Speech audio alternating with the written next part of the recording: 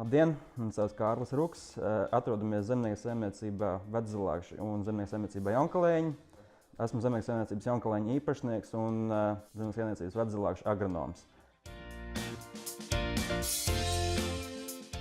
Veczelākši tā ir mana vecāka saimniecība, nodarbojās ar šķirnes cūkopību un cūgaļas ražošanu. Un mana saimniecība, kas ir zemnieku saimniecība Jaunkalēņi, tā nodarbojās ar laukaugu audzēšanu. Pavisam audzējām 10 dažādas laukaugus, tā skaitā kviešus, rudzus, miežus, soju, lupīnu un vēl visu kaut ko, lai maksimāli izmantotu augsnes resursu un saglabātu augsnes auglību. Ar graudkopību tā pamatīgi nodarbojamies jau 5 gadus. Jā.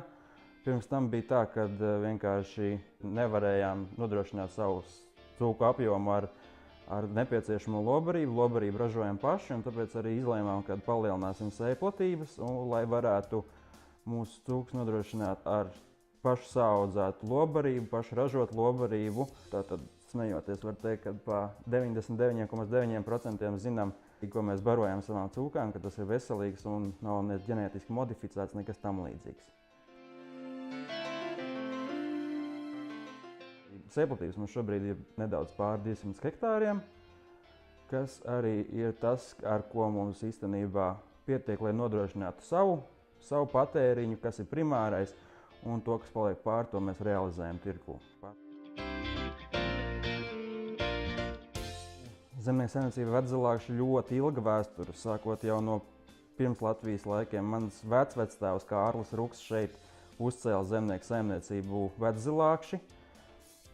Savā laikā pēc kaimiņu un pēc visas stāstītā saimniecība bijusi ļoti attīstīta, un par to arī vecvectēvi izveda uz Sibīriju, trakajos izvešanas laikos. Te pārņēma kolhozs visu.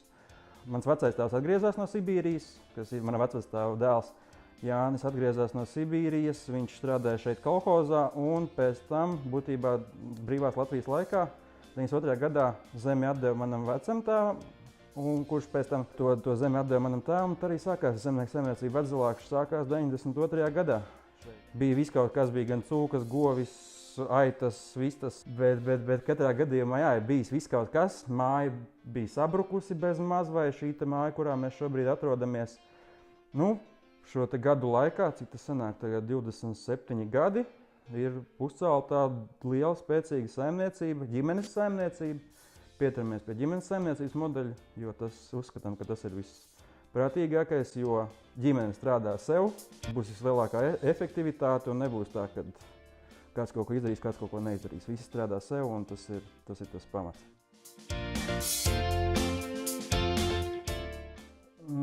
Nē, ir tā, ka vasarā man piepalīdz viens labs draugs, vienkārši bišķī piepalīdz vasarā, bet katrā gadījumā nē, pārsvarā pašu rokām viss tiek darīts.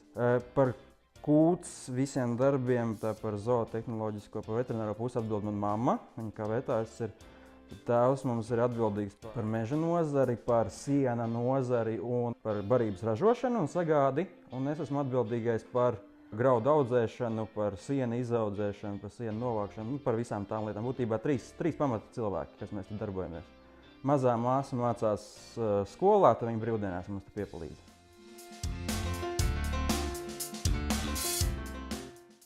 Diezgan aktīvi esam izmantojuši visus iespējamos projektus, ko Eiropa mums spēj sniegt.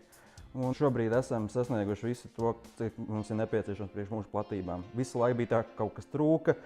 Bija sēšanas jaudas pa mazu, apstrādes jaudas pa mazu, traktori bija pa mazu, bet tagad to pēdējā gadu laikā esam sasnieguši to, kas mums ir nepieciešams, un līdz ar to pie tā arī šobrīd apstājamies.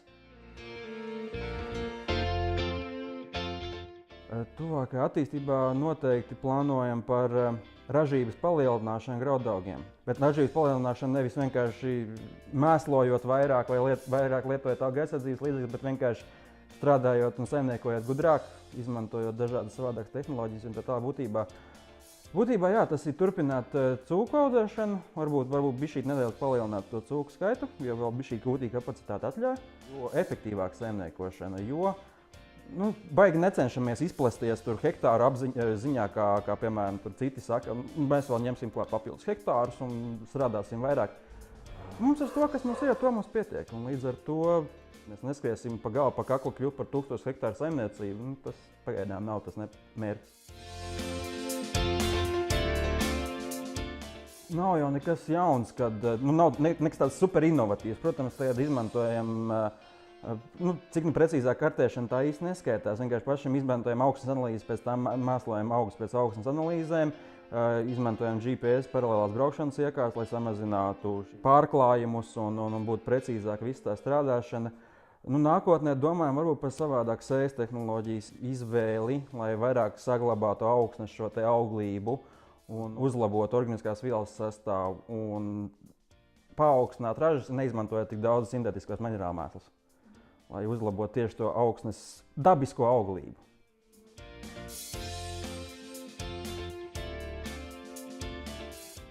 Katrā gadījumā es sagaidu to, ka mēs kopīgiem spēkiem varēsim radīt programmu vēl labāku, kad varēs palīdzēt vēl vairāk saimniekiem strādāt efektīvāk un pārdomātāk un plānot savus darbus. Līdz ar to no šīs sadarbības es ceru, ka mēs varēsim to programmu padarīt vēl labāku, nekā viņa jau šobrīd jau vēl ir.